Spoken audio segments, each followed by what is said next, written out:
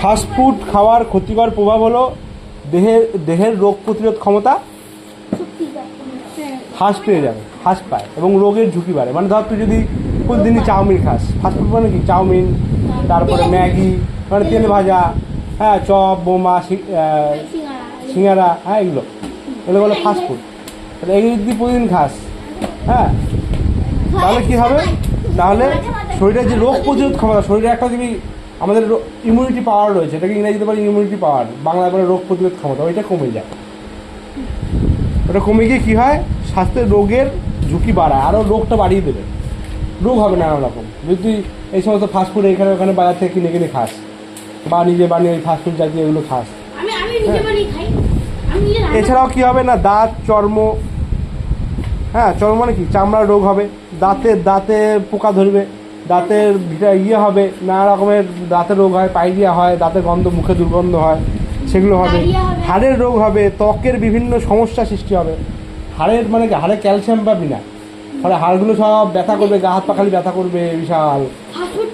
তারপর হচ্ছে গিয়ে শোন, তারপরে কত কিছু হয় দেখ না ফাস্টফুড খেলে, বিভিন্ন সমস্যা দেখা যাবে, ত্বকের গাগুলো ত্বকগুলো আস্তে আস্তে রুক্ষ হয়ে যাবে, হ্যাঁ তারপরে দেহের ওজন বৃদ্ধি পাবে, আস্তে আস্তে সে মোটা হয়ে যাবে, হাতি হয়ে যাবে, হাতি মোটা, হ্যাঁ হ্যাঁ তারপর হচ্ছে দেহের ওজন বেড়ে গিয়ে উচ্চ রক্তচাপের সমস্যা দেখা দেবে। মানে দেহের ওজনটা আস্তে আস্তে বাড়তে বাড়তে এতটাই মোটা হয়ে যাবে যে, হ্যাঁ এতটা মোটা হয়ে যাবে, ফলে তার আস্তে আস্তে উচ্চ রক্তচাপের সমস্যা দেখা দেবে। মানে স্ট্রোক, উচ্চ রক্তচাপের ফলে কী হয়, স্ট্রোক হয়, যখন তখন মানুষ পড়ে মরে যায়। হ্যাঁ, আর ওই উচ্চ রক্তচাপটাকে কন্ট্রোল করার জন্য কী করতে হয় আমাদের, না দুধ খেলে উচ্চ রক্তচাপ বাড়ে, কিন্তু ওইটা কমানোর জন্য খেতে হবে শাকসবজি, হ্যাঁ শাকসবজি খেতে হবে, আর তার সাথে সাথে খেতে হবে তিতা পাতা, নানান ধরনের তিতা পাতা, উচ্ছে, কালমেঘ পাতা, নিম পাতা, এইসব এই সমস্ত, এই কালমেঘ পাতা খেলে উচ্চ রক্তচাপটা কন্ট্রোল হয়, বুঝতে পেরেছিস, কন্ট্রোলে থাকে। যে কোনো তিতা জিনিস খেলেই তোর যে যার উচ্চ রক্তচাপ আছে তার সেটা কন্ট্রোলে চলে আসবে। আর আরেকটা ব্যাপার হচ্ছে, সে ব্যায়াম করতে হবে প্রচুর পরিমাণে। সে যদি ব্যায়াম ট্যায়াম করে বা শরীরচর্চা করে, তাহলে তার এই উচ্চ রক্তচাপ কমে যাবে। আর এই উচ্চ রক্তচাপটা বাড়ায় হচ্ছে কি এই ফাস্টফুড। তারপর আর কি হয় দেখ, টাইপ টু ডায়াবেটিস রোগে স্নায়ুজনিত ক্ষতি এবং কিডনির ক্ষতি হতে পারে। মানে কিডনির ক্ষতি হতে পারে, দেখ কিডনি খারাপ হয়ে যেতে পারে, কিডনিতে পাথর হয়ে গেলে তখন কি হয়, আস্তে আস্তে তার সমস্ত কিডনিটা অচল হয়ে যায় এবং কিডনিটা শেষে নষ্ট হয়ে যায়।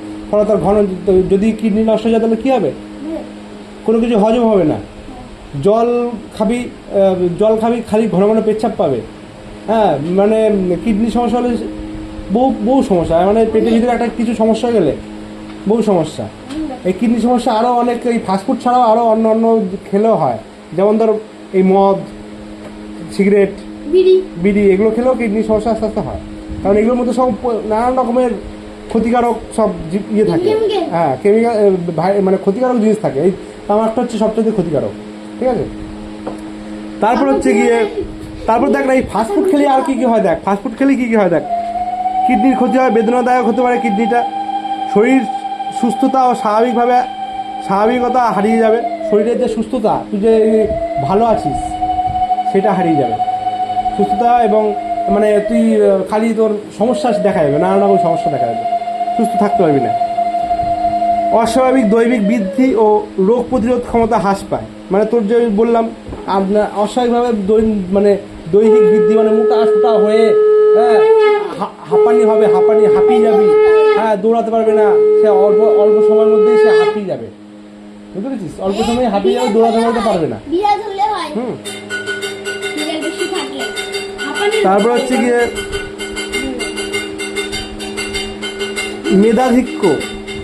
মেধাধিক্য ও কোলেস্টেরলের মাত্রা বৃদ্ধি পাবে। মেধাধিক্য ও কোলেস্টেরলের মাত্রা মানে কি, যে রক্তে কোলেস্টেরল থাকে, কোলেস্টেরল মানে চর্বি, এই চর্বির মাত্রাটা বৃদ্ধি পাবে, হ্যাঁ কোলেস্টেরলের মাত্রা, ঠিক আছে। আর হচ্ছে রক্তে মেধাধিক্য মানে হচ্ছে কি, মেধা হচ্ছে শরীরে সব চর্বি জমে যাবে, রক্ত চর্বি চর্বি জমে, তার সাথে শরীরেও আস্তে আস্তে ফুলে যাবে, সব চর্বি জমে যাওয়া মানে কি, মানে হচ্ছে সব গায়ে হাত পায়ে সব মোটা হয়ে যাবে, একদম ঝুলবে এরকম। হ্যাঁ, মানে অতিরিক্ত মোটা হয়ে যাবে, আস্তে মোটা হলে যেটা হয় মানসিক সমস্যা দেখা দেবে। মানে মানসিক সমস্যা মানে কি, মাথা ফাতা যে কোনো জায়গায় বিয়ে হতে পারে, যন্ত্রণা করতে পারে। হ্যাঁ, ব্যথা ট্যাথা করতে যে কোনো জায়গায় মানুষ মাথা এই সমস্ত যন্ত্রণা করতে পারে। তারপর হচ্ছে গিয়ে তুই পড়াশোনা করতে তোর ভালো লাগবে না। তারপর হচ্ছে গিয়ে স্ট্রেস ইয়ে হবে। তারপরে বলছে শিখন ও স্মৃতি শক্তির সমস্যা দেখা দেবে। মানে এই স্মৃতিশক্তি, তোর ধর পড়াশোনা করছিস কিন্তু তোর মনেই আর থাকছে না, স্মৃতিশক্তি নষ্ট হয়ে যাবে এই ফাস্ট ফুড খেলে, বুঝেছিস? স্মৃতিশক্তি আস্তে আস্তে কমে যাবে।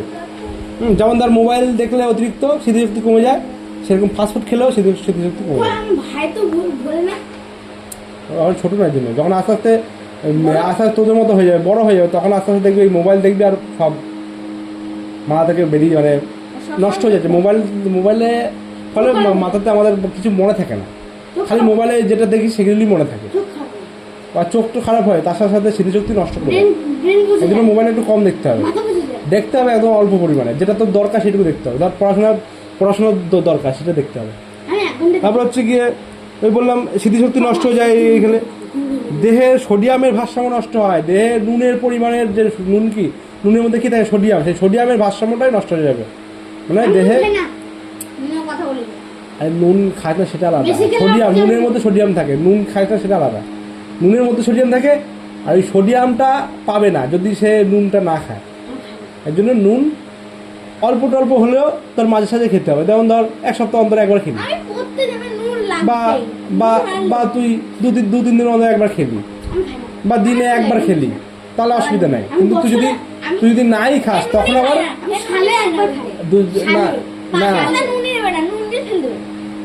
তাহলে ওর শরীরে নুন আছে বেশি, কিন্তু নুন খেতে হবে অল্প পরিমাণে। নুনের মধ্যে কি থাকে না, সোডিয়াম থাকে।